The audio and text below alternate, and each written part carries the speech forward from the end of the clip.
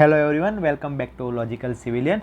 આજે આપણે એક નવો ટોપિક લઈને આવી રહ્યા છીએ. બીજા શબ્દોમાં એવું કહી શકું કે એક નવો વિષય સ્ટાર્ટ કરવા જઈ રહ્યા છે જે તમારી જીપીએસસીની પ્રિલિમ, મેન્સ અને ઇન્ટરવ્યૂ તમામ પ્રકારની એક્ઝામમાં તમને કામ લાગી શકે છે. તમામ સ્ટેજમાં તમને કામ લાગી શકે છે.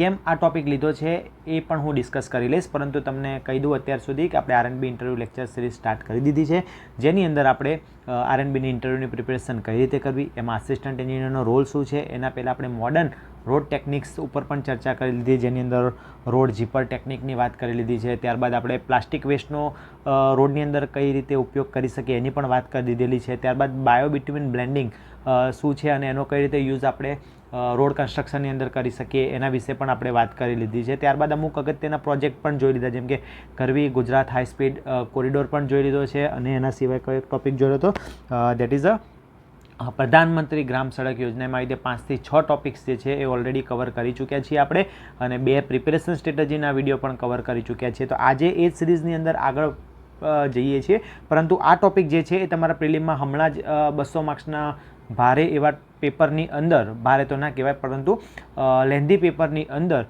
તમને સીધા 5 થી 7 પ્રશ્નો આ એક પર્ટિક્યુલર ટોપિકમાંથી આપી દીધો હતો, that is a road safety measure. તો આજે આપણે વાત કરવાના છીએ road safety measure. Road safety મેઝરની મારે વાત કરવી હોય તો પહેલાં તો મેં આ કેમ ઉઠાવ્યું એ તમને કહી દઉં, કારણ કે સ્ટુડન્ટને બહુ તકલીફ પડે છે. સ્ટુડન્ટની મેન્ટાલિટી શું હોય છે એ સમજીએ. સ્ટુડન્ટ ફોકસ કરશે મેઇન સબ્જેક્ટ ઉપર. સ્ટુડન્ટ ફોકસ કરે છે શેના ઉપર? મેઇન સબ્જેક્ટ ઉપર. હવે આ વસ્તુ બધાને ખબર પડી ગઈ છે કે મેઇન સબ્જેક્ટ કરવો જોઈએ, અને બધા કરે બી છે. એટલે કે ભાઈ સોઇલ છે, કે પછી બિલ્ડિંગ મટીરિયલ છે, આરસીસી છે, કે ભાઈ હાઈવે છે, કે ભાઈ ઇરિગેશન હાઇડ્રોલોજી છે, કોઈ પણ મેઇન સબ્જેક્ટ જે છે એને સ્ટુડન્ટ એટલો ફોકસ કરી લેશે કે એ ઇમ્પોર્ટન્ટ નાના સબ્જેક્ટ નથી કરતો. રિયલમાં જે જરૂરી છે એને સમજતા નથી. હાલ ઇન્ડિયાની અંદર જે એક્સિડન્ટ થાય છે એ વર્લ્ડની અંદર બીજા બધા કન્ટ્રીની સાપેક્ષે ઘણા બધા વધારે છે. ગવર્મેન્ટનું ફોકસ શું છે એ તમને ખબર પડતી નથી, ના તમને કોઈ સમજાઈ શકે છે. અને પછી તમે કહેશો કે પેપર એઆઈથી નીકળ્યું. એઆઈ છે, એઆઈ નથી. આ સીધી એક્ઝામિનરની મેન્ટાલિટી છે કે તમને એમને શું જોઈએ છે. પછી તમે એવું સાંભળશો કે ભાઈ લેન્ધી પેપર કાઢે છે, કે ભારે પેપર કાઢે છે, કે out of the box paper કાઢે છે. એ આઉટ ઓફ ધી બોક્સ નથી, એ રિયલ રિક્વાયરમેન્ટ છે હાલની લાઈફની. અને આ રીતે તૈયારી કરશો તો જ તમે જલ્દી સિલેક્ટ થશો. એટલે આ ટોપિક છે, તમને લાગે કે ભાઈ road safety measure and plastic waste and biobitumen blending etcetera લખીને તમને આપી દીધું કે advancement in the field of the highway. એટલે તમે કહેશો કે પૂછાઈને કેટલું પૂછાશે? પૂછાઈને 15 માર્ક્સનું પૂછાઈ ગયું. 15 માર્ક્સનો સબ્જેક્ટને બધા એમ કે નાનો સબ્જેક્ટ, આને નહીં કરો ચાલશે, પૂછાયેલા પ્રશ્નો કરી નાખો.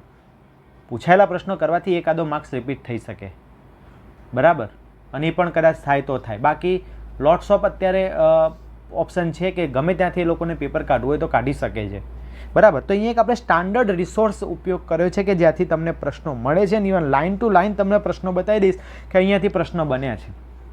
ઓકે, તો આજનો આપણો ટોપિક છે that is a road safety measure, અને એની અંદર પણ સ્પેશિયલ કહી દઉં કે traffic calming techniques. Traffic calming techniques, બરાબર.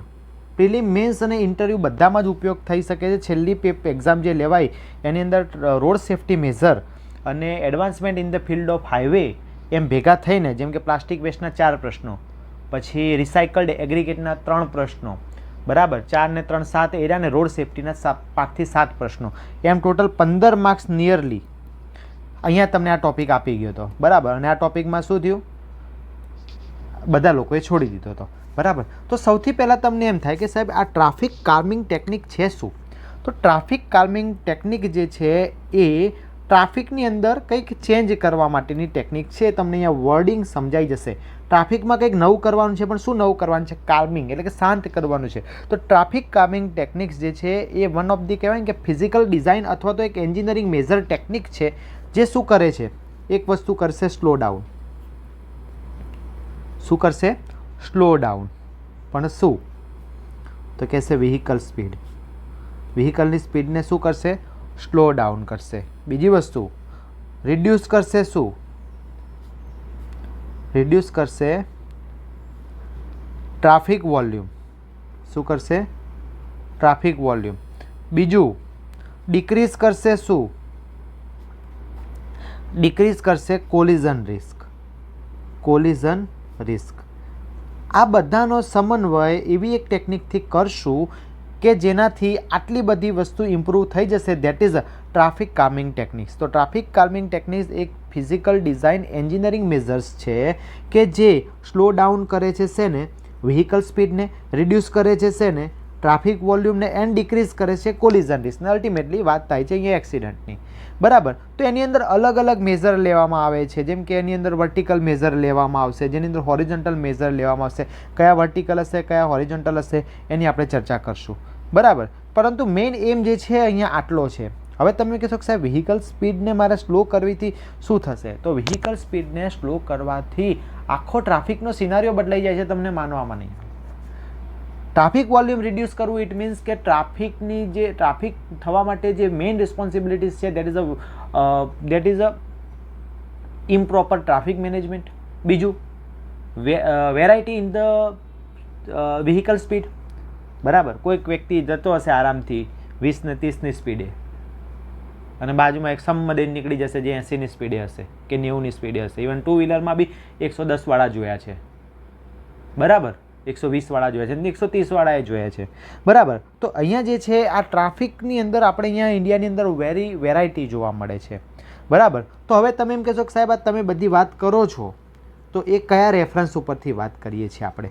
તો આપણે જે રેફરન્સ ઉપાડ્યો છે એકદમ સ્ટાન્ડર્ડ રેફરન્સ ઉપાડ્યો છે, દેટ ઇઝ IRC 99. બરાબર. IRC 99માંથી સીધા પ્રશ્નો બને છે અને ઇન્ટરવ્યૂમાં પણ બનશે. જે તમે અત્યારે પ્રિપેરેશન જે કરો, તમે લાસ્ટ પેપર જોયું GESનું, એની અંદર તમે સર્વે વિષય જોયો. સમજાવવા માગું છું તમને, કોઈ તમને આ વસ્તુ નહીં સમજાવે. એક્ઝામ આપવી એનો મતલબ એવું નથી કે તમે પેપરમાં જઈને બેસી જાઓ, 4 ટપકામાંથી એક ટીક કરો, નથી આવડતા એને ઈ કરી દો, પછી બહાર આવીને ચર્ચા કરો કે 300માંથી પ્રશ્નો હતા એમાં 200 મેં અટેમ્પ કર્યા અને 100 ઈ કર્યા, આટલા સાચા પડશે તો હું પાસ થઈ જઈશ. આ બધી વસ્તુ એ એક્ઝામ આપવી નથી.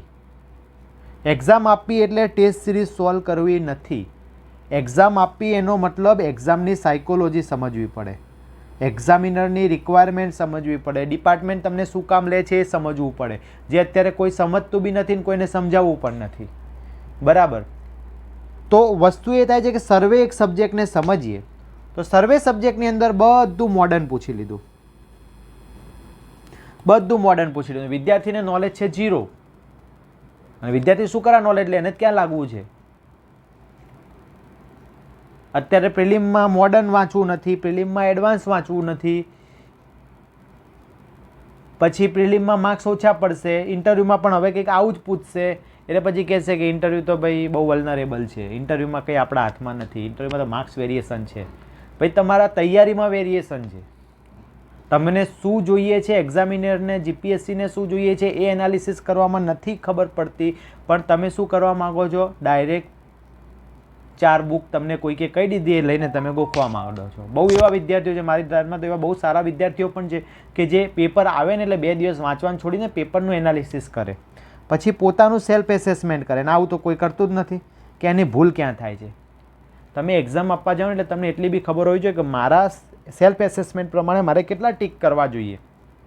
પણ ના, કોઈક વ્યક્તિ તમને કહેશે કે વધારે ઈ કરવા તો તમે વધારે ઈ કરશો, કોઈક તમને એમ કહેશે ઓછા ઈ કરવા તો તમે ઓછા ઈ કરશો. તમારું સેલ્ફ એસેસમેન્ટ તમને ખબર જ નથી કે તમે કેટલામાં છો. તો રિયલ પ્રોબ્લેમ્સ જે છે એ અહીંયા આવે છે સ્ટુડન્ટને, પછી તમને પેપર ભારે લાગશે. તમે રિયલ એક્ઝામનો સિનારીઓ સમજતા નથી, પછી તમે તમારું પોતાના વિશે પણ તમને ખબર નથી, પછી તમને ઇઝી પેપર પણ ભારે લાગે. લેન્ધી પેપર ભારે નથી હોતું. લેન્ધી પેપર તમને એવું વસ્તુ કહે છે કે આમાંથી તમે સારા માપના પ્રશ્નો પણ સિલેક્ટ કરી દો, એટલીસ્ટ 50, 60, 70, 200 માર્ક્સનું ટેકનિકલનું પેપર હતું એવા પેપરની વાત, તો સીધા તમે પાસ થઈ જાઓ એમાં.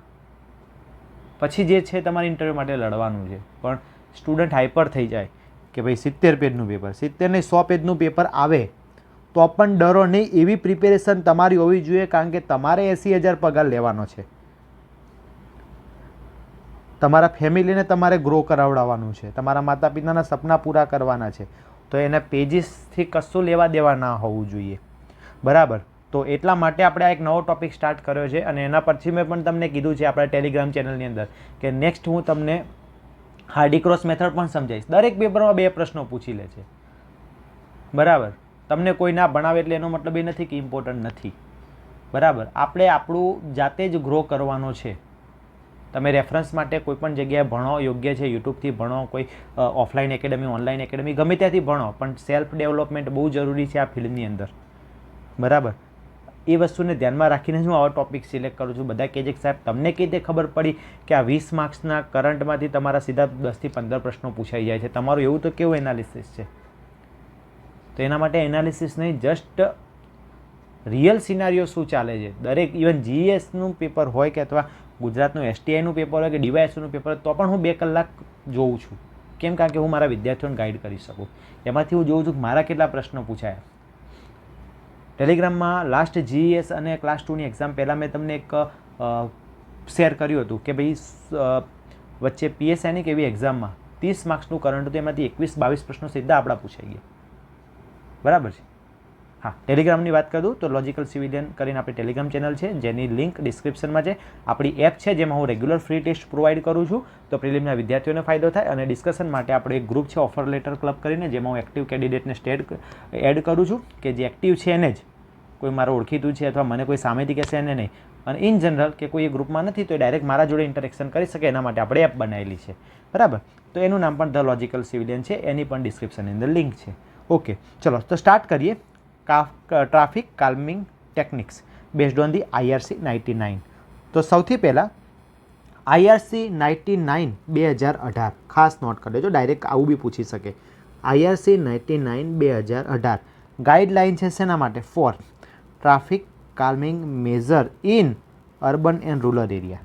Traffic calming measures in urban and rural area. હવે જો અહીંયા IRC 99 છે, અહીંયા જો IRC SP 99 થઈ જશે તેનો મતલબ બદલાઈ જશે. એ પણ આપણે કરાવશું, બરાબર. ઇન્ટરવ્યૂ માટે બહુ જ ઇમ્પોર્ટન્ટ છે. સપોર્ટ મળશે તો હું બધું કરાવી દઈશ, બરાબર. પછી હું અહીંયા તમને કગરું કે તમે 500 વ્યૂ કરો, 500 વ્યૂથી મારો કોઈ ફરક નહીં પડે, બરાબર. નહીં તો મારે ફરક પાડવાનું, હું બધું ફ્રી આપું જ નહીં. મારી કન્ટેન્ટથી દરેક લોકો અત્યારે ઇન્સ્પાયર છે જ. હું જે પ્રાઇઝમાં કોર્સ લોન્ચ કરીશ ને એવા 100 વિદ્યાર્થી મળી રહેશે અને મારું થઈ રહેશે, જો મારે એવું કરવું હોય તો. પણ અહીંયા હું કેમ આપું છું? બિકોઝ મને રસ છે બધા વ્યક્તિઓ આપણા જોડે જોડાય, બરાબર. તો IRC 99 2018 શું કહે છે? Guideline for traffic calming measure in urban and rural areas. એવી જ રીતે IRC SP 99 કહો છો તો 2023ની છે, જેનો મતલબ બદલાઈ જાય છે, આપણે ફ્યુચરમાં જોઈશું, બરાબર. તો જોઈએ શું કહેવા માગે છે IRC 99. તો IRC 99 જે છે એની અંદર આટલી બધી કન્ટેન્ટ છે, જેની અંદર પહેલું ચેપ્ટર આજે આપણે જોવાના છે, દેટ ઇઝ ઇન્ટ્રોડક્શન. કે ભાઈ આ તમારે ટ્રાફિક કામિંગ ટેકનિકની કેમ જરૂરિયાત છે, ટ્રાફિક કામિંગ ટેકનિક કઈ છે, ફરીથી એની અંદર necessity, classification, active design, other measure, effectiveness of traffic calming, પછી એક્ટિવ મેથડ આવી ગઈ, પછી અહીંયા આવી ગઈ પેસિવ મેથડ, પછી visual warning and pre warning. ત્યારબાદ ત્રીજા નંબરનું ચેપ્ટર છે ટ્રાફિક કાલ્મિંગ, પણ કઈ જગ્યાએ? અર્બન એરિયામાં. ચોથા નંબરનું છે traffic calming in rural area અથવા રૂરલ રોડ, બરાબર. એની અંદર પણ તમે જોઈ લો વર્ટિકલ ડિફ્લેક્ટર શું છે, હોરિઝોન્ટલ. બોલો હવે વડી યાદ આવે છે? વર્ટિકલ ડિફ્લેક્ટર, હોરિઝોન્ટલ ડિફ્લેક્ટર, રોડ નેરોઈંગ, આ બધું યાદ આવે છે? સેન્ટ્રલ આઇલેન્ડ, સપોર્ટિંગ મેઝર, આ બધા પ્રશ્નો વારાફરતી એક એક લાઈન ઉઠાઈ લેવામાં આવે છે, બરાબર. Traffic calming at road junction, traffic calming on main road, traffic management measure, eligibility criteria and area of application, બરાબર. ત્યારબાદ આવે છે રૂરલ ડેવલપમેન્ટની અંદર, બરાબર. તો demarcation of traffic calming zones on national highway, even આ પણ પ્રશ્ન આવી ગયા છે, બરાબર. ત્યારબાદ ટ્રાફિક કામિંગ મેઝર, જે ઝોન ડિસાઇડ કર્યા છે એના માટે, બરાબર. એવી રીતે છેલ્લે પછી એક ચેકલિસ્ટ છે, આપણે એ જોવાનું આપણે બહુ જરૂર નથી, પરંતુ એનો બી આપણે ઓવરવ્યૂ લઈ લઈશું. તો આ રીતે 4 થી 5 ચેપ્ટર છે, જેની અંદર તમારે આખો આ સિલેબસ જે છે એ કવર થઈ જાય છે. તો વેરી ફર્સ્ટ જોઈએ આપણે ઇન્ટ્રોડક્શન. ઇન્ટ્રોડક્શન શું કહેવા માગે છે એના પહેલાં હું તમને એક આખો સિનારીઓ સમજાવી દઉં કે ભાઈ આપણે જે ઇન્ડિયાની અંદર અથવા તો વર્લ્ડની અંદર જે પણ રોડ કેટેગરીઝ છે, જેટલી પણ રોડ કેટેગરીઝ છે, એની અંદર સૌથી અગત્યનું શું છે? તો રોડ કેટેગરી અને રોડ પરના વ્હીકલની સ્પીડ એ મેઇનલી 2 ફેક્ટરને ધ્યાનમાં રાખીને નક્કી કરવામાં આવે છે. રોડ કેટેગરી અને રોડ પરના વ્હીકલની સ્પીડ એ મેઇનલી 2 ફેક્ટરને ધ્યાનમાં રાખીને નક્કી કરવામાં આવે છે. એક જે છે એ તમારું આ હાલ કોઈ લખતા નહીં, બધું પાછળ લખેલું છે, અંડરલાઇન કરીને બતાવી દઈશ તમને. તો એ જે છે એ maximum permitted speed of vehicle, maximum permitted speed of vehicle, અને બીજું આવે છે એ સેફટી. શેની વાત કરી મેં કે ભાઈ રોડ કેટેગરી અને રોડ પરના વ્હીકલની સ્પીડ એ મેઇનલી 2 ફેક્ટરને આધારે ગવર્નિંગ કરવામાં આવે છે. એક છે maximum permitted speed of vehicle અને બીજું છે સેફટી. બરાબર, અહીંયા વાત થઈ ગઈ તમારી મેઇન. આપણે રોડ કેટેગરી અને રોડ પરના વ્હીકલ માટે શેના ક્રાઇટેરિયા, તો એના 2 મુદ્દા ધ્યાનમાં લઈ લીધા. એક મેક્સિમમ પરમિટેડ સ્પીડ અને બીજું સેફટી. સેફટી એ મેઇન કન્સર્ન છે. ઇવન હું એવું કહીશ કે સેફટીના આધારે જ આ નક્કી થશે. બરાબર, પણ આઈઆરસીની ગાઈડલાઇનમાં આ 2 છે તો સ્ટેટમેન્ટમાં તમને આવી રીતે પૂછાઈ શકે. બરાબર, એટલે હવે વાત કરીએ આપણે કે રોડના અમુક એવા પોઈન્ટ કે ભાઈ જ્યાં શું છે, કર્વ્સ છે, પછી એક્સિડન્ટ પ્રોન એરિયા છે, ત્યારબાદ રેસિડેન્શિયલ સ્ટ્રીટ છે, ક્રોસિંગ છે. ક્રોસિંગ એ મેન હોઈ શકે અથવા અનમેન હોઈ શકે. કોઈપણ જગ્યાએ આપણે સ્પીડ કંટ્રોલ કરવો બહુ આવશ્યક છે. તમે એક જગ્યાએ સ્ટ્રેટ રોડ છે, આપણો સ્ટ્રેટ રોડ છે, તો તમને સાયકોલોજીકલી વિચારજો. હા, આ વિષય તમારે સાયકોલોજીકલી અને ફિઝિકલી બંને રીતે વિચારવો પડે. સ્ટ્રેટ રોડ છે એટલે તમે શું કરશો, ફિઝિકલી વિચારો પહેલાં કે ભાઈ સીધે સીધો રોડ છે, કોઈ ચિંતા નથી. એ તમે અહીંયા તમે જ ચલાવો છો તો તમારી સ્પીડ કેવી હશે, વધારે. સ્પીડ કેવી હશે, વધારે. તો ફિઝિકલી તમે જોયું કે સ્ટ્રેટ રોડ છે. સાયકોલોજી તમારી પર શું આવશે મગજમાં કે અહીંયા બધા આવનારા છે, બધા સ્ટ્રેટ વ્હીકલમાં હશે, બધાની સ્પીડ હાઈ હશે, તો અહીંયા ધીમી નહીં ચલાવી શકો. બરાબર, બીજું અહીંયા કોઈ કર્વ આવવાનો નથી. તો તમને બી ખબર પડે છે કે જો સ્ટ્રેટ રોડ છે તો ત્યાં સ્પીડ, પરંતુ આ સ્પીડને કંટ્રોલ જ કરવાની છે આપણે. ભલે ને સ્ટ્રેટ રોડ હોય, આપણને ખબર પડી કે આ જગ્યા આપણે એક્સિડન્ટ વધારે થાય છે અથવા આ જગ્યાએ ટ્રાફિકના પ્રોબ્લેમ વધારે છે, તો ત્યાં આપણે કંટ્રોલ મૂકશું. એટલે શું કહેવામાં આવે છે કે ભાઈ સ્ટ્રેટ રોડની જગ્યાએ કંઈ પણ ચેન્જ આવે છે, કે ભાઈ સપોઝ કે કર્વ રોડ આવ્યો તો તમારે ત્યાં સ્પીડ ઓછી કરવી પડે. બરાબર, નો ડાઉટ સ્પીડ ઓછી કરતા નથી. બધા યંગ છે અત્યારે, આપણી એજના અથવા તમારી એજના લોકોની વાત કરું.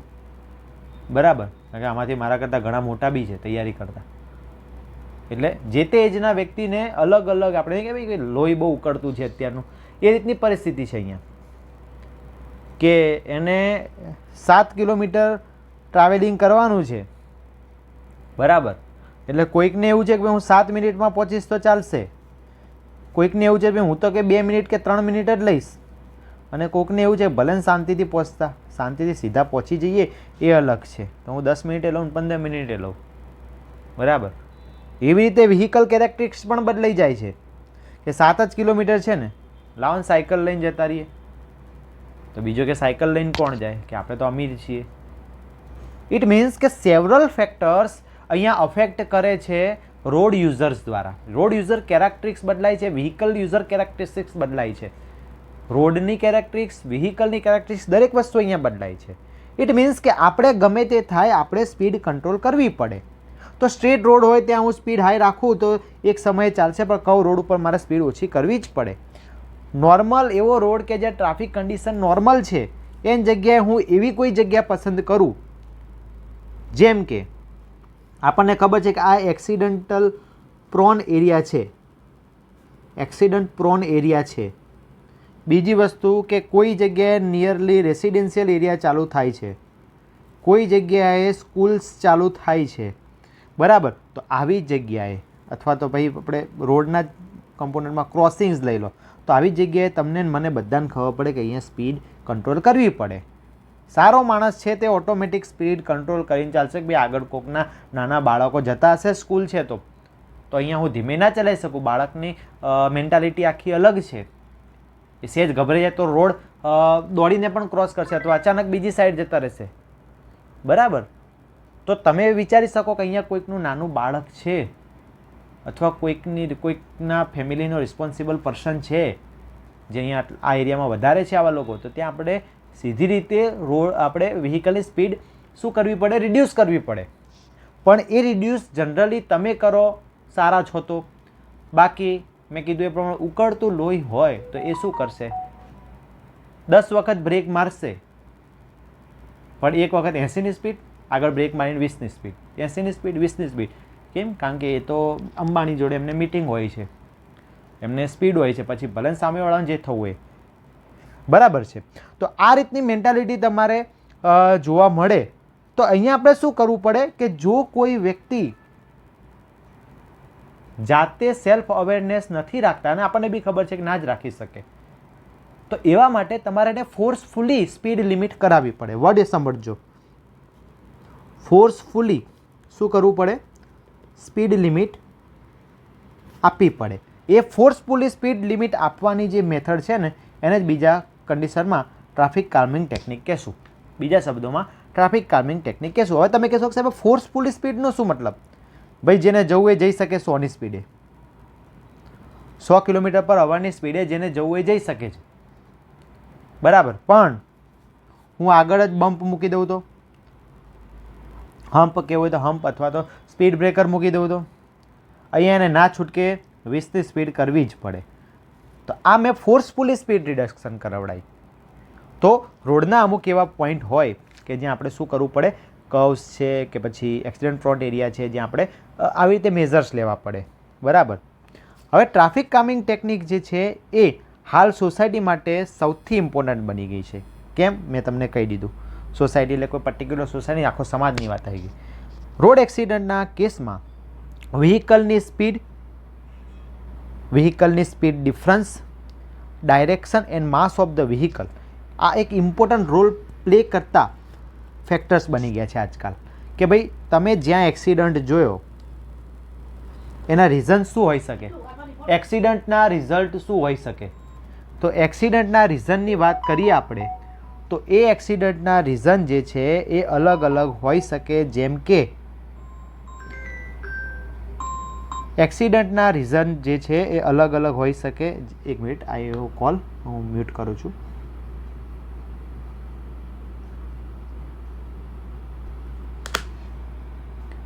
ઓકે, તો એક્સિડન્ટના રીઝન તમે વિચારો કયા કયા હોઈ શકે. તો એક્સિડન્ટના રીઝન તમારી સામે મગજમાં કયા આવે? સ્પીડ પ્લસ માઇનસ ગમે તે, પછી સ્પીડ વેરિએશન અથવા સ્પીડ ડિફરન્સ, પછી ડાયરેક્શન, પછી માસ ઓફ વ્હીકલ. મેજરલી તમે જેટલા પણ એક્સિડન્ટ જોયા, બરાબર, એની અંદર તમે આ વસ્તુ જોશો ને તો બધું આવી ગઈ. સ્પીડ બહુ હાઈ બહુ લો, અલ્ટિમેટલી એને વેરિએશન કહી શકો તમે. ડાયરેક્શન, જવાનું હોય આ સાઈડ જ, બરાબર, પણ આ સાઈડ એટલો ટ્રાફિક છે, એટલે આપણા સ્માર્ટ માણસો શું કરે છે, આ સાઈડ મૂવમેન્ટ લેવા માંડે, આ સાઈડ શું કરવા માંડે, મૂવમેન્ટ કરવા માંડે. કારણ કે એમને તો મેં ના કીધું મીટિંગ હોય છે બહુ ઇમ્પોર્ટન્ટ, કોઈકની લાઈફ જાય અથવા પોતાની લાઈફ જાય ચાલે, પરંતુ એમને એ મિટિંગ્સ હોય છે જે અટેન્ડ કરવાની હોય છે, જેમાં મિલિયન્સ ઓફ શું હોય છે, મિલિયન્સ ઓફ ડોલરની રકમો છુપાયેલી એવી મિટિંગમાં જવાનું હોય. એટલે લોકો ક્યાંક અહીંયા મિસ કરી જાય છે બેઝિક, કે એમની ડાયરેક્શન પણ ભૂલી જાય છે અથવા ડાયરેક્શન જાણી જોઈને એ ખોટી યુઝ કરે છે. સિમ્પલ એક્ઝામ્પલ એક લઈએ કે જ્યારે તમે રેલવે ક્રોસિંગ ઉપર હોવ છો, બરાબર, આ તમારું રેલવે ક્રોસિંગ છે, બરાબર, આપણને ખબર છે 2 સાઈડ મૂવમેન્ટ હોય, એક આ સાઈડ જશે, એક આ સાઈડ આવશે, બરાબર. હવે તમે બંને સાઈડ આપણા ઇન્ડિયાની કન્ડિશન વિચારો કઈ રીતની હોય છે. હકીકતમાં આ સાઈડવાળા લોકો અહીંયા જોવા જોઈતા હતા, પણ ના કીધું જે પેલા મીટિંગવાળા છે ને એ લોકો અહીંયા આવી જાય.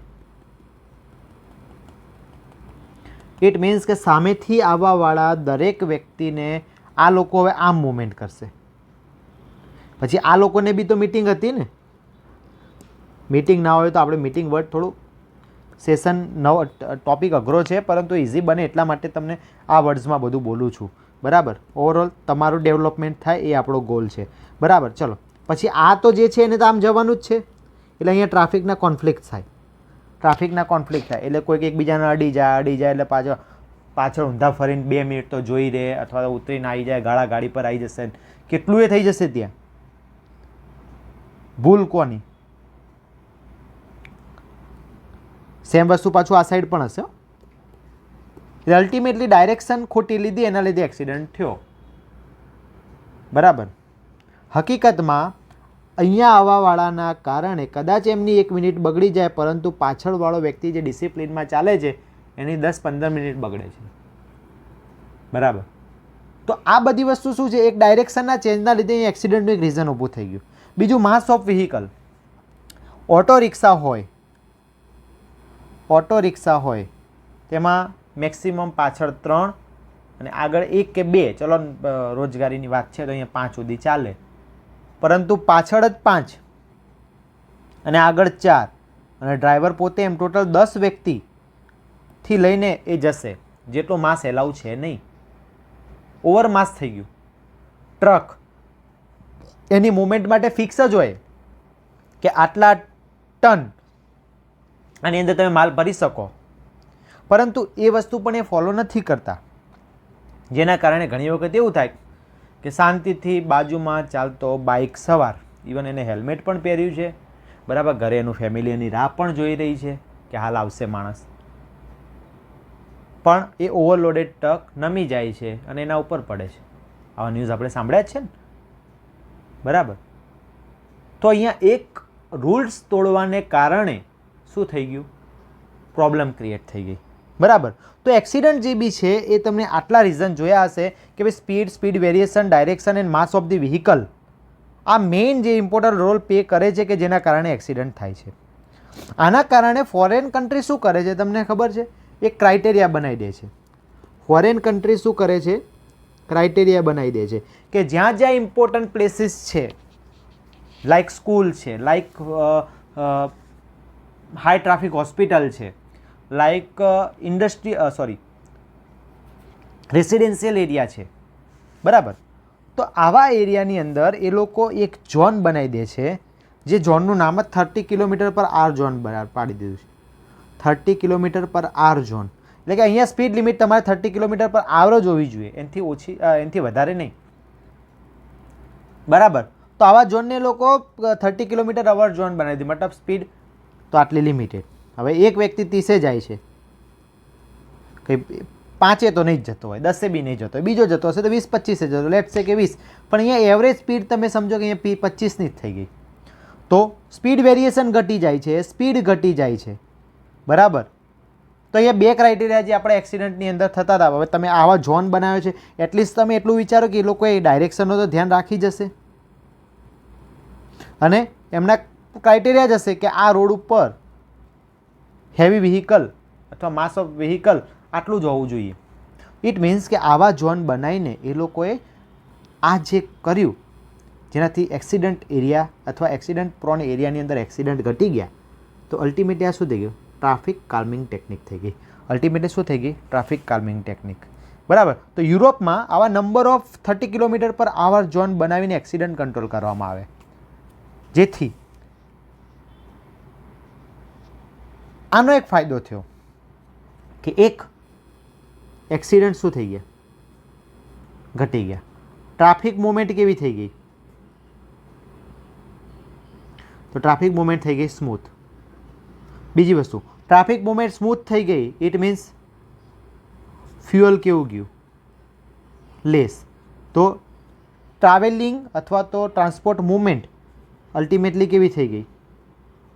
ઇકોનોમિકલ. ફ્યુઅલ ઓછું થયું એટલે ઇટ મીન્સ એનું કમ્બસ્ચન ઓછું થાય છે, ઇટ મીન્સ પોલ્યુશન કેવું થયું? ઓછું. તમે જસ્ટ એક વસ્તુ વિચારો કે માત્ર ને માત્ર સ્પીડ કંટ્રોલથી યુરોપની અંદર, ફોરેનની અંદર આટલી વસ્તુ કરવામાં આવે છે, એના આટલા બધા ફાયદા થઈ ગયા. અલ્ટિમેટલી તમે બોલી શકો કે ટ્રાફિક કામિંગ ટેકનિકના આટલા બધા ફાયદા છે. બરાબર. તો અહીંયા જે છે એક ખાલી સ્પીડ ઓછી કરે છે, પરંતુ હવે વાત કરો આપણા ઇન્ડિયાની. આપણે દરેક વખતે ટ્રાફિક વાળા વ્યક્તિ કે જે વ્હીકલ યુઝર છે એનો પ્રોબ્લેમ ના કાઢી શકીએ. ઇન્ડિયાની અંદર જે ટ્રાફિક છે હિટ્રોજીનિયસ છે. હિટ્રોજીનિયસ ટ્રાફિક એટલે તમે એમ કહેશો કે સાહેબ મને હિટ્રોજીનિયસ ટ્રાફિક શું છે સમજાવો. તો જસ્ટ તમે સમજો કે આપણા રોડની અંદર એક છે મોટરાઇઝ્ડ વ્હીકલ, મોટરાઇઝ્ડ વ્હીકલ પણ હશે અને બીજા નોન મોટરાઇઝ્ડ વ્હીકલ પણ હશે. મોટરાઇઝ્ડ વ્હીકલ અને નોન મોટરાઇઝ્ડ વ્હીકલ પણ હશે. તો આવા ટ્રાફિક કન્ડિશનની અંદર આ વ્હીકલની સ્પીડ કેવી છે? એ ગમે એટલી સ્પીડે જવું જ જઈ શકે છે, પરંતુ અહીંયા સ્પીડ જે છે લિમિટ છે. તો આવું જે છે જેને આપણે હિટ્રોજેનિયસ ટ્રાફિક કન્ડિશન તરીકે ઓળખી શકીએ. વાત કરું હું મોટરાઇઝ્ડ વ્હીકલની, જેની અંદર કાર આવી જાય, જેની અંદર ટ્રેક્ટર આવી જાય. તો અહીંયા કાર અને ટ્રેક્ટરની મૂવમેન્ટ છે. તો આની સ્પીડ કેવી છે? પાછી હાઈ. અને આની સ્પીડ કેવી છે? ઓછી. તો ઇન્ડિયાની અંદર આવા પ્રોબ્લેમ જોયા કે અહીંયા ટ્રેક્ટર્સ પણ તમને રોડ પર જોવા મળશે, હાઈવે પર જોવા મળશે. બરાબર. ફોરેનની અંદર એ પણ વસ્તુને કંટ્રોલ કરેલા છે કે અમુક એરિયા, અમુક જે રોડ છે ત્યાંથી ટ્રેક્ટર્સ પસાર થઈ શકે નહીં. અને ત્યાં ટ્રેક્ટર પણ ઓછા હોય છે ઓન રોડ વાત છે. નહીં તો પાછા ફોટા મોકલી દેશે અમુક. બરાબર. તો અહીંયા જે છે એ સ્પીડનું વેરાયટી વધારે છે, ટ્રાફિકની વેરાયટી વધારે છે, વ્હીકલની વેરાયટી વધારે છે. ઇટ મીન્સ કે ઇન્ડિયાની અંદર હિટ્રોજિનિયસ ટ્રાફિક કન્ડિશન છે. બીજી વસ્તુ કે સપોઝ કે મારો હાઈવે એટલે આપણો હાઈવે અહીંયાથી પસાર થાય છે કે જે નિયર બાય સિટી છે. એટલે એ હાઈવેની અંદર ઇન્ડિયાની અંદર શું થાય છે? નંબર ઓફ એન્ટ્રી આપી દેવામાં આવે છે. ઇટ મીન્સ કે લોકલ ટ્રાફિક અને જે હાઈવેનું ટ્રાફિક છે મિક્સ થઈ જાય છે. હવે લોકલ ટ્રાફિક અહીંયા ભેગું થવા જાય તો અહીંયા આવતો સ્વાભાવિક છે કે આગળથી આવતો વ્હીકલ એની સ્પીડ રિડક્શન કરશે, તો અહીંયા ટ્રાફિક જામની કન્ડિશન થવાના ચાન્સીસ બહુ છે. સો ઓવરઓલ આપણે કહી શકીએ કે ઇન્ડિયાની અંદર એક હિટ્રોજેનિયસ ટ્રાફિક કન્ડિશન છે. બીજું કે આપણે કીધું ફોરેન, પણ ફોરેનની વસ્તુ અલગ છે. ઇન્ડિયાની પરિસ્થિતિને આપણે સમજીએ તો કે ભાઈ ઇન્ડિયાની જે સિચ્યુએશન છે, ઇન્ડિયાની જે અત્યારે સોશિયો ઇકોનોમિક સ્થિતિ છે, બરાબર, એ આપણે જેટલી વિચારીએ કે ભાઈ એટલું તરત ને તરત બધું ચેન્જીસ આવે, નો ડાઉટ મેન્ટાલિટીથી બધું ચેન્જીસ આવે છે. મેન્ટાલિટીથી બધું ચેન્જીસ આવે છે. આપણને જરૂરી નથી કે કોઈ કહે અથવા કોઈક મોટું વ્યક્તિ કહે ત્યારે જ તમે સ્પીડ રિડક્શન કરી શકો કે ત્યારે જ તમે ફ્યુલ કન્ઝપ્શન ઓછું કરી શકો. બરાબર. નોર્મલી બી તમને ખબર છે કે લોકો સોસાયટીની બહાર પણ દૂધ લેવા પણ એક્ટિવામાં જાય છે. Just 50, 70, 80, 100 metre. તમે ને મેં આવા ઘણા કિસ્સા જોયા છે ને કેટલી વાતો સાંભળી છે. બરાબર. તો આપણે સોશિયો ઇકોનોમિક કન્ડિશન દેશની ધ્યાનમાં લેવી પડે. બરાબર. એટલે અમુક એવા રેસ્ટ્રિક્શન આપણે સોશિયો ઇકોનોમિક કન્ડિશનને ધ્યાનમાં રાખીને પોસિબલ નથી કે ભાઈ તમે ટ્રેક્ટર ના ચલાવો રોડ ઉપર, તમારી સ્પીડ ઓછી છે, ટ્રેક્ટર ના ચલાવો. તમે નોન મોટરાઇઝ્ડ વ્હીકલ એટલે તમે બળદ ગાડી ના ચલાવો, તમે ઊંટ ગાડી ના ચલાવો. બરાબર છે. એવું પ્રેક્ટિકલી અથવા ટેકનિકલી પોસિબલ છે નહીં, બિકોઝ આપણી સોશિયો ઇકોનોમિક કન્ડિશનને ધ્યાનમાં રાખવી પડે કે ભાઈ ટ્રેક્ટર છે કે જે ખેતી છે, ખેતી આપણા ઇકોનોમીની અંદર અગત્યનો ભાગ આપે છે અને તમે કોઈ ટ્રેક્ટર જ ના લાવો રોડ ઉપર, that is not practically possible, કે આ પ્રેક્ટિકલી પોસિબલ છે જ નહીં. બરાબર. તો એ કન્ડિશનને આપણે ધ્યાનમાં લેવી પડે.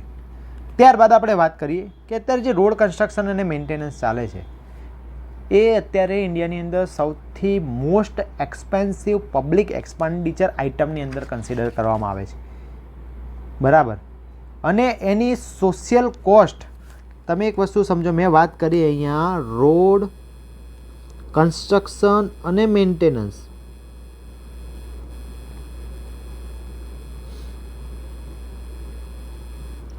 આ જે કન્ડિશન છે રોડ કન્સ્ટ્રક્શન મેન્ટેનન્સની, એની જે કોસ્ટ છે એ અત્યારે ઇન્ડિયાની અંદર મોસ્ટ એક્સપેન્સિવ પબ્લિક એક્સપેન્ડિચર માનવામાં આવે છે.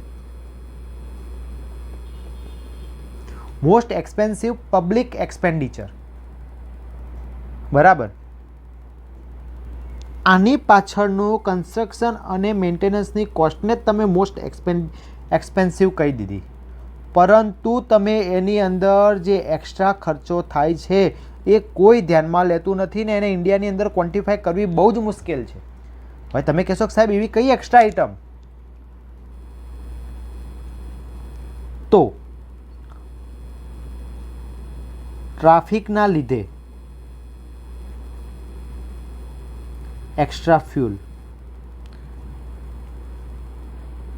એક્સ્ટ્રા વિયર એન્ડ ટીયર, પછી એક્સિડન્ટનું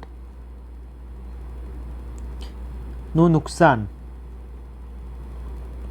એક્સિડન્ટ થયો, એક્સિડન્ટમાં થયેલા વ્હીકલને નુકસાન, જે તે વ્યક્તિને થયેલું નુકસાન, જે તે વ્યક્તિની ડેથ, આ બધા પાછળ કેટલો કોસ્ટ જાય છે. કોઈકની આખી જિંદગીની આવક બંધ થઈ જશે. XYZ વ્યક્તિને રિપેર થવામાં, મતલબ સાજો થવામાં 5 થી 10 લાખ સુધીથી 5,000થી લઈને 2,000થી લઈને 10 લાખ 20 લાખ 25 લાખ એવા મોટા ખર્ચા થાય છે. કોણે આ વસ્તુ કન્સિડર કરી? રોડ તૂટ્યો છે, આ વસ્તુ કોણ કરશે? Extra fuel. સ્પીડ રિડક્શન થાય છે, સ્પીડ પ્લસ થાય છે, સ્પીડ માઇનસ થાય છે, એક્સ્ટ્રા ફ્યુલ જાય છે ને. એક્સ્ટ્રા વ્હીકલનું વિયર એન્ડ ટીયર થાય છે. ચલો એ બધી વસ્તુ જવા દો, આ બે મુદ્દા, આના પર ફોકસ કરો. એક્સિડેન્ટલ નુકસાન, વ્હીકલને નુકસાન થાય, માણસને નુકસાન થાય તો માણસ જ જતું રહે, ડેથ. તો એ વસ્તુ કોઈ કેલ્ક્યુલેટ નથી કરતું. એની ક્વોન્ટિફાય કરવું બહુ જ મુશ્કેલ છે. સો આપણે એવી પોલિસી બનાવવી જોઈએ કે જેથી ઓવરઓલ ટ્રાન્સપોર્ટ કોસ્ટ ઘટાડી શકીએ, જેથી આપણું રોડ અને રોડ લિંક ઇકોનોમિકલ બની જાય. એવી પોલિસી બનાવવી જોઈએ કે જેથી ઓવરઓલ ટ્રાન્સપોર્ટેશન કોસ્ટ અને રોડ અથવા તો રોડ લિંક ઇકોનોમિકલ બની જાય. તો આ બધા મુદ્દાને જો આપણે ધ્યાનમાં લેશું તો ટ્રાફિક કાલ્મિંગ ટેકનિકને ઇમ્પ્લિમેન્ટ કરવા માટે આપણે ફોકસ કરી શકશું. તો આ બધા મુદ્દા ધ્યાનમાં લેવા જોઈએ તો આ વસ્તુનું તમને ઇમ્પોર્ટન્સ સમજાશે કે ટ્રાફિક કાલ્મિંગ ટેકનિક શું છે.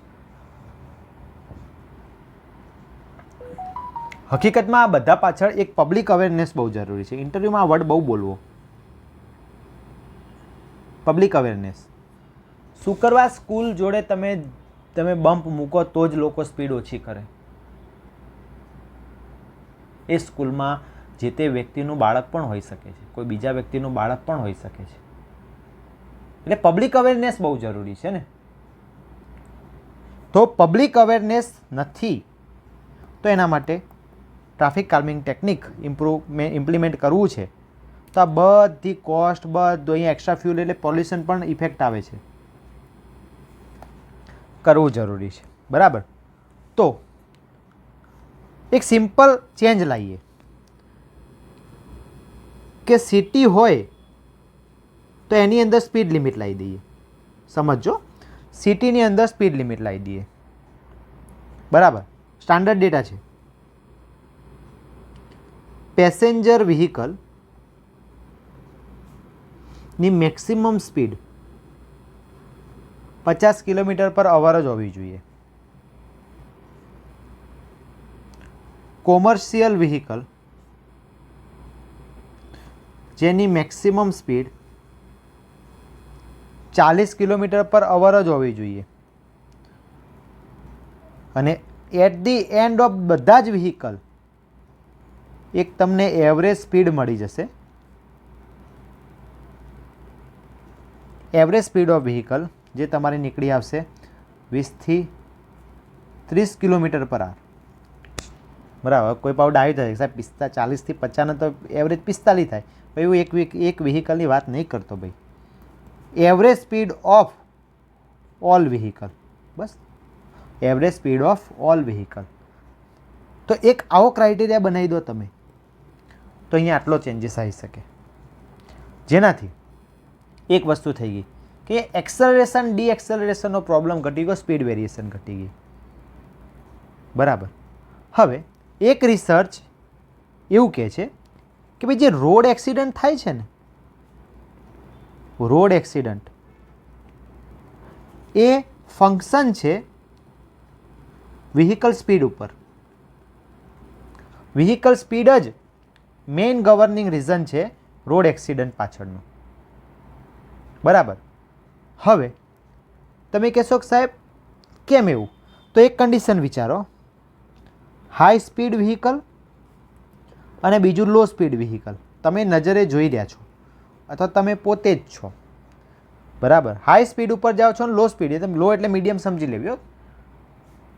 વ્હીકલનો ટકરાવવું એટલે કે કોલિઝન ઓફ વ્હીકલ રોકવા માટે શેમાં તમને સ્ટાન્ડર્ડ ડિસિઝન લઈ શકશો, હાઈ સ્પીડમાં કે લો સ્પીડમાં?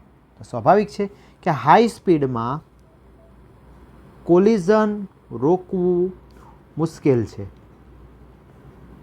અહીંયા ઇઝી છે, તમે તમારી મૂવમેન્ટ બદલી શકો, તમે એને સારી રીતે બ્રેક બાઇન્ડ સ્ટોપ કરી શકો. અહીંયા ઇટ મીન્સ કે તમને ટાઈમ મળી રહે છે રિએક્શન માટેનો. અહીંયા એ શક્ય થતું નથી પ્રોપરલી. તો રોડ એક્સિડન્ટ જે છે એ વ્હીકલની સ્પીડ ઉપર ડિપેન્ડ કરે છે. એટલે એક ડેટા હું તમને કહું કે જો એવરેજ વ્હીકલ સ્પીડ 1 km/h થી ઓછી કરી દઈએ ને આપણે, એવરેજ વ્હીકલ સ્પીડ ખાલી 1 km/h જેટલી ઓછી કરવામાં આવે તો આંકડો બહુ ચોંકાવનારો છે. ઓવરઓલ 3% એક્સિડન્ટ ઘટી જાય છે. ઓવરઓલ 3% એક્સિડન્ટ ઘટી જાય છે. સારામાં સારું વાક્ય તમે ઇન્ટરવ્યૂમાં બોલી શકો એવું. બરાબર. હવે આ વસ્તુ પરથી એક વસ્તુ આપણે કરીએ કે ઇટ મીન્સ કે મારે સ્પીડને કંટ્રોલ કરવી જરૂરી છે. બરાબર. ઇટ મીન્સ કે મારે સ્પીડને કંટ્રોલ કરવી કેવી થઈ જાય છે? જરૂરી થઈ જાય છે. બરાબર. સ્પીડ કંટ્રોલ હું કરી લઉં તો એ સ્પીડ રિડ્યુસ કરવા માટે બે મેથડ એપ્લાય કરવામાં આવે છે. સ્પીડ કંટ્રોલ કરવા માટે બે મેથડ એપ્લાય કરવામાં આવે છે. That is first visual measures and બીજું ફિઝિકલ મેઝર્સ. વિઝ્યુઅલ મેઝર્સ અને બીજું ફિઝિકલ મેઝર્સ. બરાબર. કયા કયા આવે આપણે બધું જોઈશું, પણ આ બે મેઇન ટોપિક છે જે આપણે કન્સિડર કરીએ છીએ. શેના માટે? સ્પીડ ગવર્નિંગ માટે, સ્પીડ રિડક્શન માટે. બરાબર. તો આ બે મેથડ છે જેની અંદર તમારા પુષ્કળ MCQ પૂછાઈ ગયેલા છે. તો અહીંયા વાત આવે છે ટ્રાફિક કાલ્મિંગ ટેકનિકની. ટ્રાફિક કાલ્મિંગ ટેકનિકની તો અહીંયા જે સ્ટાન્ડર્ડ્સ છે ને ભાઈ, સ્ટાન્ડર્ડ્સ કહી દો કે આપણા ગોલ્સ કહી દો, એ બધાના અલગ અલગ ના હોય, આખા વર્લ્ડના સેમ હોવા જોઈએ અથવા તો એકદમ સ્ટાન્ડર્ડ હોવા જોઈએ બધા. બરાબર. કેમ? કારણ કે આપણો મેઇન પર્પસ જે છે એ સેફટી છે. આપણો મેઇન પર્પસ છે એ સેફટી છે. એટલે સેફટી એ જે છે કી ઓબ્જેક્ટિવ છે. માત્ર એક્સિડન્ટ રોકવા નહીં, માત્ર એક્સિડન્ટ રોકવા નહીં પણ લોકોનો ડર ઓછો કરવા, એન્વાયરમેન્ટલ ઇમ્પેક્ટ ઓછી કરવા. બરાબર. તો આટલી બધા રીઝન છે કે જેના માટે ટ્રાફિક કામિંગ ટેકનિક જે છે એ જરૂરી પડે. બરાબર. આ હતું તમારું ચેપ્ટર ઇન્ટ્રોડક્શનનું. હવે સાહેબ કે તમે બધી વાત હવામાં તો નહીં કરીને, જોકે મારા વિદ્યાર્થીઓને એટલો મારા પર બહુ સ્ટ્રોંગ ભરોસો છે કે અહીંયા જે બી વસ્તુ મળે છે ને એ બહુ સ્ટાન્ડર્ડ આવે છે અને વિથ પ્રૂફ ઇવન હું ક્વેશ્ચન પણ મૂકું છું ને ઇન્ટરવ્યૂના કેવા, તો સ્ટુડન્ટને છેલ્લે સુધી ગાઈડ કરીને એકદમ, હા, હું ડાયરેક્ટ જવાબ કોઈને નથી આપતો. કદાચ મને કોઈ જોતા એટલે ઘણા વિદ્યાર્થીઓને એમ થતું હોય કે મને જવાબ આપે ને બીજા કોઈ મને નહીં આપે પણ બીજાને આપી દેતા હશે. હું ડાયરેક્ટ કોઈને જવાબ નથી આપતો, પણ જે મારા જોડે ડિસ્કસ કરશે, મેં એક પ્રશ્ન પૂછ્યો તો કેનાલમાં સુપર એલિવેશન હોય, આજથી 1 મહિના પહેલાં પ્રશ્ન પૂછ્યો તો 1 મહિનો થઈ ગયો તેમ છતાં હજુ અમુક લોકો જવાબ આપે છે અને મારી એ લોકો જોડે ઓછામાં ઓછી 1000 શબ્દોની ઉપર ચેટ થઈ ગઈ હશે. લાઇનની અંદર વાત કરીએ તો 300 400 500 મેસેજની અંદર વાત થઈ ગઈ હશે, એને હું ગાઈડ જ કરું છું, ભાઈ તું આ રીતે વિચારે છે તો આનું શું, એટલે પછી એને ખબર પડશે કે ના આ વસ્તુ ખોટી છે, બરાબર, આ વસ્તુ ખોટી છે, એટલે કે મેં આ પ્રશ્ન ખોટો કર્યો સાહેબ, સારું કે હું ફરીથી ચેક કરું. એમ હજુ ચેક કરતાં અને બહુ સારી એફર્ટો હોય છે છોકરાઓની, ના આવડવું એ ગુનો નથી, પણ ક્યાંથી આવડશે એ જાણવું બહુ જરૂરી છે. એટલા માટે હું તમને કોઈ ડાયરેક્ટ આન્સર પણ નથી આપી દેતો, વાત એટલા માટે કરું છું કે ત્યાં સુધી આપણું આ બધું ઇરેઝ થઈ જાય, બરાબર. તો અહીંયા જે પણ કન્ટેન્ટ આપવામાં આવે છે એ બહુ સ્ટાન્ડર્ડ આપવામાં આવે છે. ઇવન આ ટૉપિક કોઈને ક્યાંથી ઉપાડવો ને એ બી નથી ખબર, બરાબર. નો ડાઉટ આપણા અમુક એવા સ્ટુડન્ટ બી છે જે મને ડાયરેક્ટ સજેશન આપે છે કે સાહેબ આ પ્રશ્ન અહીંયાથી પૂછાયો. રિયલી એવા છોકરાઓ માટે હું બહુ એપ્રિસિએશન રાખું છું. અત્યારે આ વિડીયો કદાચ કોઈ જોતું હોય તે લોકો તમારા ડબલ એના ફ્રેન્ડ્સ છે ને એ લોકોને જાણ કરી દેજો કે આપણી એપમાં એમના માટે ફ્રી ટેસ્ટ સિરીઝ સ્ટાર્ટ કરી છે, બરાબર, જેની અંદર તમારે બંધારણના ટેસ્ટ અપલોડ થઈ ગયા છે અને રેગ્યુલર કોઈક એક સબ્જેક્ટનો મળી રહેશે. સિવિલના 6-7 સબ્જેક્ટ થઈ ગયા છે અને એમાં લેવલ સિવિલ છે એટલે જીપીએસસીનું આપો ગમે ખાલી તમારે એટલું જ ચેક કરવાનું છે તમને આવડે છે કે નહીં, નથી આવડતું તો એ ટૉપિક રિવાઇઝ કરી લેવાનો, બરાબર. ચલો હવે આપણે વધીએ આગળ. જે આપણું મેઇન લખાણ છે જોઈ લઈએ. બધી વસ્તુ મેં તમને એક્સપ્લેન કરી દીધી છે, કંઈક રહી જતું હોય તો આપણે જોઈ લઈશું, બરાબર, એટલે અંડરલાઇન કરીને આપી દઉં. ચલો, રોડ કેટેગરીઝ મેં તમને કીધું તે પ્રમાણે કે road categories and their specific designs are determined by considering the maximum permitted speed of vehicle that will travel on them with convenience and safety. બે ફેક્ટર્સ મેં તમને કીધા હતા કે જેના ઉપર તમારે ધ્યાન રાખવું પડે છે. At a certain location like approaches to the sharp curve, congested or accident prone area, residential street, towards main and unmanned level crossing, control of speed become necessary to promote the orderly movement of traffic and enhance safety. સારી રીતે ટ્રાફિકની movement થઈ શકે અને safety enhance કરવી હોય તો આ વસ્તુ જરૂરી બને છે. તો traffic calming technique have emerged primarily as a society's requirement for safety, બરાબર છે. તો આ વસ્તુ જે છે એ પ્રાયોરિટી બની ગઈ છે શેના માટે? સોસાયટીની રિક્વાયરમેન્ટ માટે.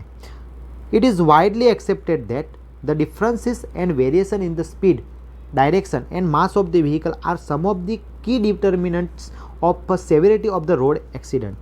તો કયા રીઝન છે? Variation in speed, difference and variation in speed, direction and mass of the vehicle are some of the key determinants of the severity of the road accident. These techniques have played an important role in enhancing the road safety by ensuring a lower driving speed and smaller speed difference between different road user. મેં શું કીધું? આ જ વસ્તુ કરવાની છે આપણે, સ્પીડને લો કરવાની છે, બરાબર, સ્પીડ વેરિએશન ઓછું કરવાનું છે. Over the last 25 years the residential areas in Europe have become much safer with creation of 30 km road zones, 30 km per hour road zones, despite the considerable variation in the direction and mass of the plying on them. બરાબર, મેં કીધું એ 30 kilometre પ્રતિ કલાકની ઝડપ સાથે સાથે મેં કીધું માસ ઉપર કંટ્રોલ કરી નાખો અને ડાયરેક્શન ઉપર કંટ્રોલ કરી નાખો. તો આવા ઝોન બનાવ્યા છે છેલ્લા 25 વર્ષની અંદર અને એને સક્સેસફુલ રિઝલ્ટ મળ્યું છે. Several such experiences from around the world have established that the use of traffic calming techniques to influence road design significantly reduce the accident. So reduce કરી આપે છે accident, pollution and make neighbor more livable. બરાબર, neighborhood more livable. બરાબર. ત્યારબાદ પર in case of India કેવું છે traffic? હિટ્રોજેનિયસ છે, બરાબર. The vehicle plying on the urban roads, national highways and state highways widely in terms of operating characteristics are different. બરાબર, અહીંયા જે પણ વ્હીકલ ચાલે છે એ વેરી થાય છે વાઇડલી, બરાબર. Sometimes the tractors and animal carts share the carriageway with fast moving motorized traffic. The highways that passes through the village and towns are also shared with local traffic, resulting in the wide variation in the direction, speed and vehicle masses. સમજી ગયા તમે કે ભાઈ મોટરાઇઝ્ડ વ્હીકલની સાથે સાથે tractor પણ જતું હશે અને બળદગાડી પણ જતી હશે. બીજું લોકલ એરિયામાંથી જો પસાર થતો હશે હાઈવે, તેની અંદર લોકલ ટ્રાફિક ઇન્વોલ્વ થશે, ડાયરેક્શનની અંદર પ્રોબ્લેમ્સ આવશે, બધી વસ્તુ થશે. Given the construction of the socio economic condition across the country, it is difficult to restrict access of non-motorized vehicle to highway. કે ભાઈ બળદગાડીને તમે રોડ ઉપર ના લાવો એવું કહી શકીએ? ના કહી શકીએ, કારણ કે આપણી જરૂરિયાત છે. The traffic calming techniques have to be adapted to the Indian context to achieve the goals of managing efficient traffic flow at the same time ensuring the safety of all road user, especially around the areas where the highways passes through the villages and town. Example તરીકે તમારે જોવું હોય ને તો હમણાં મેં એક જગ્યા નિયરલી મહેસાણા અમદાવાદ હાઈવે ઉપર એક વોટર પાર્ક આવે છે અને એના સરાઉન્ડિંગ મોટા ગામ છે અને વોટર પાર્ક બી વેલ નોન છે. એટલે શું થાય છે કે ત્યાં ટ્રાફિક કન્જેશન વધારે હોય છે, તો એની ચાર સાઈડ રમ્બલ સ્ટ્રીપ પ્રોવાઈડ કરી દીધી છે. અને જે લોકલ જે વ્હીકલ મૂવ કરે છે ને, જેને આ વસ્તુ કેમ પ્રોવાઈડ કરી નથી ખબર, એ લોકો તેમ જ કહે છે કે આ ગાડી બગાડવાના જ ધંધા છે. બરાબર, આવું ના હોવું જોઈએ, પરંતુ એના પાછળનું એક આ રીઝન છે. આપણે રમ્બલ સ્ટ્રીપ શું છે અને બધું ડિટેલમાં ડિસ્કસ કરશું, પણ એક એક્ઝામ્પલ આપી દીધું. Road construction and maintenance are expensive public expenditure items and the cost of the road user and overall society is substantial. The social cost of comprising and accident involving injuries and deaths are and pollution in the surrounding areas difficult to quantify. મેં તમને આ બધી જ વાત કરી દીધી છે કે આ જે છે રોડ કન્સ્ટ્રક્શન અને મેન્ટેનન્સ જે છે કેવું છે, એક્સપેન્સિવ પબ્લિક એક્સપેન્ડિચર છે. સાથે સાથે અહીંયા આપણે એ વસ્તુ નથી જોઈ શકતા કે ભાઈ એક્સિડન્ટની અંદર ઇન્જરીઝ પાછળ કેટલા ખર્ચેસ થાય છે, ડેથ પાછળ કેટલો ખર્ચો થાય છે, પોલ્યુશનની અંદરથી શું ઇફેક્ટ આવે છે. બરાબર, in light of this it becomes the imperative to pursue policies that minimise the transportation cost. એવી પોલિસી બનાવી કે જે ટ્રાન્સપોર્ટેશન કોસ્ટ રિડ્યુસ કરી આપશે, જે ઇન્ડિવિજ્યુઅલ રોડ લિંક અને નેટવર્કને શું કરી આપે, ફાઇનાન્શિયલી એફિશિયન્ટલી બનાવી આપે. The extensive and diversity in the road networks create the opportunities to explore the wide range of traffic calming technique and also consider trade offs between one another and improve situation. બરાબર, બધું કહી દીધું છે. In city metropolitan region road should be design to restrict the passenger vehicle speed at, આપ છપાઈ જશો MCQ, 50 km/h and truck and commercial vehicle માટે 40 km/h, જેના કારણે એવરેજ સ્પીડ થઈ જશે 20 થી 30 km/h. બરાબર. Vehicle speed is one of the critical factor associated with the road accident because higher speed reduce the time variable. શું કહેવા માંગે છે ફરીથી, vehicle speed is the one of the critical factor associated with the road accident because higher speed reduce the time available to avoid collision and makes the impact in collision more severe. બરાબર, speed જેટલી વધારે એટલું collision ઓછું થવાના chances ઘટી જશે અને જે કોલિઝન થશે એની ઇન્ટેન્સિટી પણ વધારે હશે. બરાબર, તો જે કોલિઝન થાય છે કેવું થાય છે, કોલિઝન મોર સિવિયર. બરાબર, મોર સિવિયર કોલિઝન જે છે એ જોવા મળે છે. બરાબર, ત્યારબાદ રિસર્ચ એવું કહે છે, research studies from around the world demonstrate consecutively that the frequency and severity of the accident usually reduce with the reduction in average speed. તમે એક્સિડન્ટ યુઝ્યુઅલી ઓછા કરી શકો કઈ રીતે, with reduction in average speed. a decrease in the average speed of, મને આ line બહુ ગમી, decrease in the average speed of 1 km/h will typically result in 3% decrease in the fatal accident frequency. બરાબર, variation in speed, variation between vehicle એને બધું ટેબલમાં આપેલું છે એમ કીધું છે, તો જોઈ લો. ઇમ્પેક્ટ આપેલો છે અહીંયા, એક ગ્રાફ જુઓ શું કીધું છે અહીંયા, ઇમ્પેક્ટ સ્પીડ km/h અને injury probability of fatal injuries પર્સન્ટેજમાં આપી છે. તો તમે જોઈ શકો છો કે જ્યારે વ્હીકલની સ્પીડ આટલી છે, કયો કલર લેશું કે દેખાય, યલો દેખાશે આઈ થિંક, હા ઓકે, વ્હીકલની સ્પીડ આટલી છે ત્યારે પ્રોબેબિલિટી ઓફ ઇન્જરી તમે જુઓ નિયરલી 0 છે. વ્હીકલની સ્પીડ વધે છે એમ પર્સન્ટેજ વધે છે. વ્હીકલની સ્પીડ 40 થાય છે એમાં પર્સન્ટેજ વધે છે. વ્હીકલની સ્પીડ 50 થાય છે તો એમ આ પર્સન્ટેજ વધે છે. બરાબર. આને કોઈ સ્ટાન્ડર્ડ ડેટા ના માની લેતા મારી લાઈનને, એ કોઈ પેલા પર નથી લીધેલી આપણે, સ્કેલ ઉપર નથી.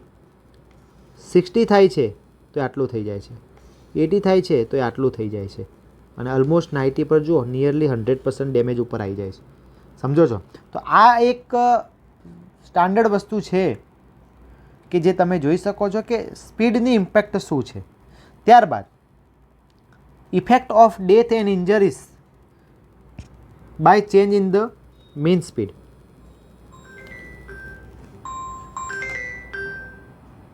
તો શું કહેવા માગે છે? જો તમે સ્પીડ રિડક્શન કરો છો, સમજો, ડેટા સમજવા બહુ જરૂરી છે, ઇન્ટરવ્યૂમાં આવું બોલવા કામ લાગે. આ લેક્ચર સિરીઝ ઇન્ટરવ્યૂના પ્રિલિમ મેન્સ બધા માટે છે, એટલે બધી વસ્તુ 360 ડિગ્રી સમજવી પડે.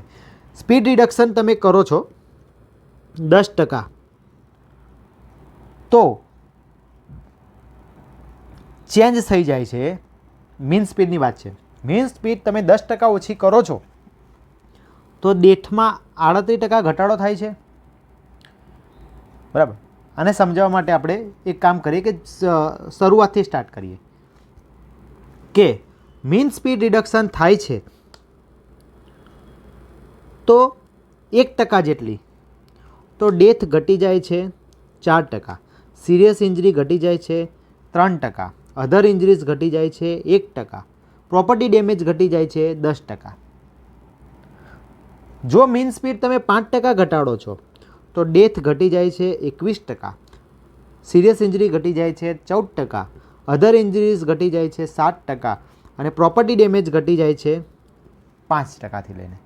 અને એ જ વસ્તુ જો તમે સ્પીડ લિમિટ ઘટાડો છો 10% જેટલી, તો ડેથ ઘટી જાય છે 38% જેટલી, સિરિયસ ઇન્જરીઝ ઘટી જાય છે 27%, અધર ઇન્જરીઝ ઘટી જાય છે 15%, અને પ્રોપર્ટી ડેમેજ જે છે એ 10% સુધી ઘટી જાય છે. બરાબર. આપણે ફોકસ કરો આ પોઈન્ટ ઉપર બોલવા માટે, આ પોઈન્ટ ઉપર. બરાબર. પ્રોપર્ટી તો સમજીએ, એ તો આજ છે ને કાલ નથી, પણ આ ડેટાને તમે ઇન્ટરવ્યૂમાં એડ કરો, ગમે તે એકને સ્ટાન્ડર્ડ લઈને. 10% તે સ્ટાન્ડર્ડ લઈને કેવું છે તો 10%. સેમ વસ્તુ જોજો, હું એક જ વસ્તુ પર અત્યારે આપણે ફોકસ કરીએ કે જો વ્હીકલની સ્પીડ, અહીંયા આપણે બ્લુ કલર લઈ લઈએ, વ્હીકલની સ્પીડ હું 1% ઘટાડતો હતો તો શું થતું હતું? ડેથ 4% ઘટતી હતી. એ જ વ્હીકલની સ્પીડ અહીંયા વધી ગઈ 1%થી, તો ડેથ ઇન્ક્રીઝ થાય છે 5%. સેમ અહીંયા 5% જ્યારે હું વ્હીકલ સ્પીડ ઘટાડતો હતો તો ડેથ ઘટી જતી હતી 21%, અહીંયા ઇન્ક્રીઝ થાય છે 25%.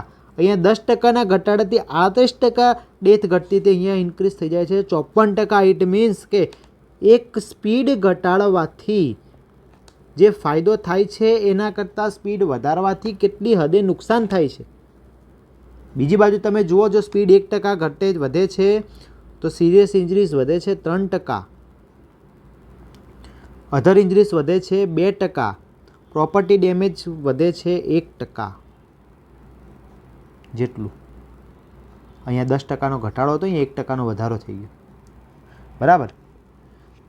5% વધારવાથી સિરિયસ ઇન્જરી વધે છે 16%, અધર ઇન્જરીઝ વધે છે 8%, અને પ્રોપર્ટી 5%. એવી રીતે અહીંયા 33%, 15% અને 10%.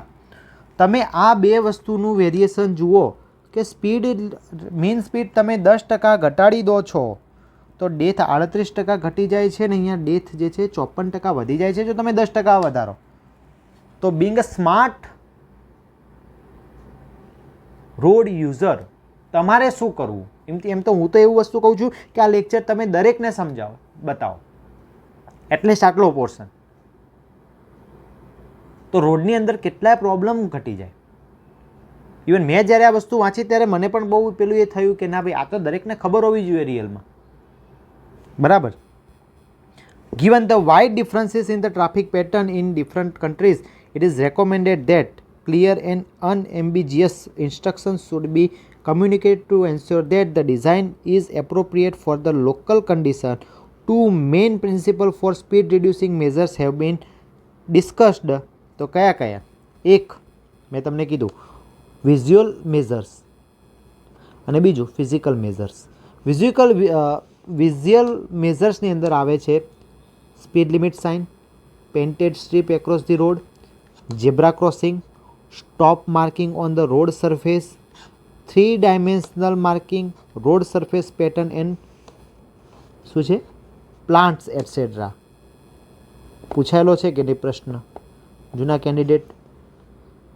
તમને લાગે છે કે પૂછાય તો કોમેન્ટ કરજો, એટલે કોઈ નવું તમારું જુનિયર કોઈ મિસગાઈડ ના થાય કે આ તો ના પૂછાય, આ તો બહુ ડીપ પેપર આવી ગયું. ડીપ નથી, રિયલી બેઝિક પેપર છે આ. તમે એ સબ્જેક્ટ સ્કીપ કર્યો છે જેના 15 પ્રશ્નો આવી ગયા. Modern advancement in civil engineering, advance ભણવું નથી કે છે એઆઈનો જમાનો છે.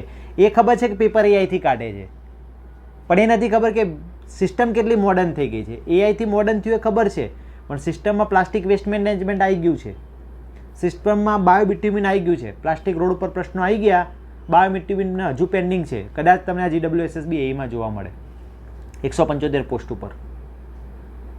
એની અંદર પણ તમને કહી દઉં છું, મને ભણાવવાનો ટાઈમ નથી રહેતો, પણ WTPની અંદર, STPની અંદર જે પણ મોડર્ન આવ્યું છે બધું જોઈ લેજો. SBR ટેકનોલોજી પણ મેં ડિટેલ કરાવડાવી, MBBR ટેકનિક જોઈ લેજો, SBR ટેકનિક જોઈ લેજો. આ બધું પૂછાવાનો ચાન્સીસ છે, બરાબર. It is common experience that the visual measures like speed limit signs alone may not sufficient to control the driving speed but has a significant effect when combined with the physical measure. બરાબર, એટલે કે તમે visual measure એકલાથી કામ નહીં કરી શકો, physical measure પણ તમારે ભેગા કરવા પડશે. The goals and objective for the traffic calming are standard for the most of the countries. Safety is the key objective. કયો ઓબ્જેક્ટિવ છે? Safety is the key objective for virtually all traffic calming scheme, not only in the terms of the reducing accident, but also to reduce the degree of danger felt by the people using the street. In recent years, concern over the environment and public health effect of traffic have increased considerably, leading an additional objective of minimizing the environmental impact. Reducing the speed and volume of traffic can contribute to a better local environment, but it may often be possible through imaginative design and use of appropriate material. બરાબર. This document aim to provide the key information about the traffic calming technique for urban and state highway, national highway and rural highway. Chapter 2 lays down the understanding of the various traffic calming techniques, followed by the detailed description of the various techniques in the urban and chapter 3ની અંદર આ છે, chapter 4ની અંદર આ છે. એ વાત તમારે કરી દીધેલી છે. હવે જોઈએ કે ઇન્ડિયાનું ટ્રાફિક કન્ડિશન અને બીજાની ટ્રાફિક કન્ડિશન. તો જુઓ, modal mix of traffic in urban area. Urban એરિયામાં શું હોય છે ઇન્ડિયાની અંદર? 2 wheeler, 3 wheeler and non motorised traffic comprises a much larger share in urban traffic. ફોરેનમાં કાર. એટલે અહીંયા તમે જુઓ વેરાયટી કેટલી છે અર્બન એરિયાની અંદર જ. અહીંયા વેરાયટી બહુ ઓછી, મેજોરિટી જે છે કાર એ ડોમિનન્ટ મોડ છે. Model mix on intercity. તો ઇન્ટરસિટીમાં શું આવે? ટ્રક આવે, બસ આવે, કાર આવે, બરાબર, જે મોસ્ટલી તમને વધારે જોવા મળે. Presence of tractor and non motorised vehicle, બરાબર, એ વેરી થશે રોડ ટુ રોડ, બરાબર. પણ અહીંયા શું તકલીફ પડી? લાર્જ વેરિએશન ઇન સ્પીડ જોવા મળી. જ્યારે અહીંયા શું છે? એ જ પ્રોબ્લેમ. ઇન્ટરસિટીમાં પણ લોકો car are the dominant mode and there are no tractor and no motorised vehicle. Therefore traffic variation જે છે અહીંયા ઓછું. ક્યાંય એનો મતલબ એવો નથી થતો કે બધા કાર લઈને ફરવા માંડે, જસ્ટ કમ્પેરિઝન છે, બરાબર. ત્યાંના લોકો તો મોટા કોઈ નેતા હશે જે રિટાયરમેન્ટ પછી ત્યાં પેટ્રોલ વેચે છે, એટલે એ કમ્પેરિઝન અહીંયા એવું ના કરતા કે ભાઈ અહીંયા બધા કાર લઈને ફરવા માંડે છે તો એ લોકો સારા કે આપણે ખરાબ, એવું કોઈ કમ્પેરિઝન નથી. ત્યાંની અવેરનેસ બહુ જ છે કે બધા લોકો કાર નહીં, ત્યાં લોકો વોકિંગથી વધારે પ્રિફર કરે છે વસ્તુ લેવા જવાનું ને એવું, બરાબર છે. એ બધા વસ્તુ બહુ ધ્યાન રાખે છે. પબ્લિક ટ્રાન્સપોર્ટ વધારે છે. એમ લાગે કોઈ હાઈલી કન્જેસ્ટેડ એરિયા છે તો ફોરેનની અંદર, મેટ્રોની અંદર એ ટ્રાફિક એરિયાની અંદર મૂવમેન્ટ ફ્રી છે, પૈસા જ નથી. તો ગવર્મેન્ટ અવેરનેસ અને પબ્લિક અવેરનેસ ત્યાં બહુ છે. ત્યારબાદ highway passing through township. Almost all intercity road pass through the township and villages. Therefore, all intercity traffic must interact with the local traffic when passing through this. એટલે અહીંયા problem આવે છે શેનો? ડાયરેક્શનનો. બરાબર. Extensive network of limited access. અહીંયા access જ limited છે, જેમ આપણે ખાલી એક્સપ્રેસ વેમાં લિમિટેડ એક્સેસ છે. બરાબર. એટલે અહીંયા મોસ્ટ લોંગ ડિસ્ટન્સ ટ્રાફિક જે છે એ તમારે જોવા મળશે. Traffic on intercity road passing through the township is generally not long distance traffic and has a slightly different characteristics and needs. બરાબર. અહીંયા તો મેં ના કીધું આપણે ઇન્ડિયામાં શું તકલીફ છે કે જનરલી રોડની રીતે ડિઝાઇન કરેલા હોય છે કે જે ઇન્ટરસિટીમાંથી થઈ જાય, એટલે અહીંયા મોમેન્ટ જે છે એ કોલિઝન થાય છે, કોન્ફ્લિક્ટ વધી જાય છે, જેના કારણે ડાયરેક્શનનો કોઈ જ પેલું એ રહેતું નથી. ત્યારબાદ વ્હીકલ કેરેક્ટરિસ્ટિક્સ. બરાબર. તો એ પછી હવે તમે જોઈ શકો છો. તો વ્હીકલ કેરેક્ટરિસ્ટિક્સમાં શું હોય છે? સસ્પેન્શન સિસ્ટમ ને બધું અહીંયા અલગ હોય છે, ત્યાં અલગ હોય છે. બરાબર. તો ફટાફટ વાંચી જાઉં છું. The suspension system of the vehicle and their size varies greatly. Therefore horizontal traffic calming measure likely lane narrowing and staggering would have to be explored deal with the narrow vehicles. બરાબર. Vertical measure like humps would affect car, motorcycle, trucks and buses differently. કે ભાઈ અહીંયા suspension જ એવા છે કે જો તમારે હોરિઝોન્ટલ અને વર્ટિકલ જે મેઝર્સ છે એની અંદર અલગ અલગ આપશે. આપણે તમને ખબર છે કે ભાઈ જમ્પ આવે તો આપણે કેમ સ્પીડ ઓછી કરીએ છીએ, કારણ કે તમને બી ખબર છે કે સસ્પેન્શનની કેરેક્ટરિસ્ટિક અલગ અલગ હોય છે. બરાબર. since the vast majority of the vehicle and cars, even larger vehicle, horizontal measures are effective. Vertical measure must be tailored to cars, buses and trucks where two wheelers is not a major issue. બરાબર. આ બધું આપણે સમજાવવાની જરૂર નથી, ખાલી વાંચી લેજો. આપણે already horizontal and vertical measures કરવાના છે, તો ત્યાં તમને બધું સમજાવશું. બરાબર. પછી ટ્રાફિક સેગ્રેશન જે છે અહીંયા બહુ જ ડિફિકલ્ટ વસ્તુ છે, જ્યારે અહીંયા traffic calming measures easier to implement. અહીંયા જે છે very little segregation of traffic calming measure should target segregation as a one of the major goal. સૌથી પહેલો જ અહીંયા એક ગોલ આવી જાય, આ સૌથી મહત્વનું મને લાગ્યું. જુઓ,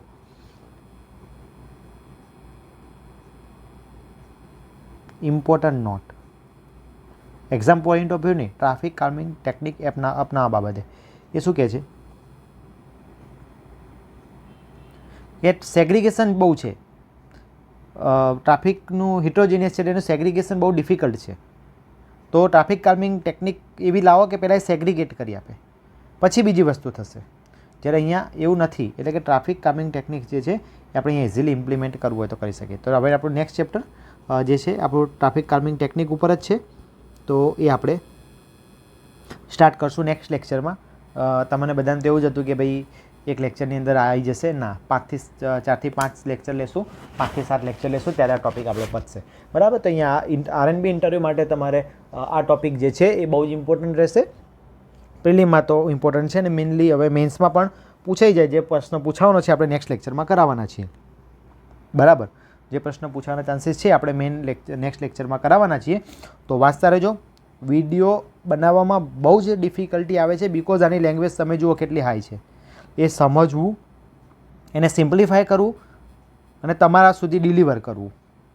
બરાબર. ખાલી ટ્રાફિક કાલ્મિંગ ટેકનિકની જરૂરિયાત કેમ છે એના સ્ટાન્ડર્ડ ડેટા સમજાવવા માટે મેં 1 કલાક 10 મિનિટનો આ લેક્ચર લીધો, 5-1 મિનિટ તમને ભાષણ આપ્યું, એ બધું કાઢી નાખું. પણ એ વસ્તુ તમે સમજી શકો છો કે આ વસ્તુ કેટલી ક્રિટિકલ છે સમજાવવી. બરાબર. પ્રિલિમ અને મેઇન્સ અને ઇન્ટરવ્યૂ બધા માટે ઇમ્પોર્ટન્ટ છે. આ લેક્ચર સિરીઝ સ્ટાર્ટ રાખવા માટે એક કમ્પલસરી મારે જોઈશે 1000+ વ્યૂ ફોર નેક્સ્ટ વિડીયો. એ તમારી જવાબદારી છે કે તમે શેર કરો. મારી જવાબદારી છે હું તમને ભણાવવાનું. બરાબર. બાકી મારી પાસે બહુ વાસ્ટ ઓપ્શન છે કે હું AA નું સ્ટાર્ટ કરી દઈશ.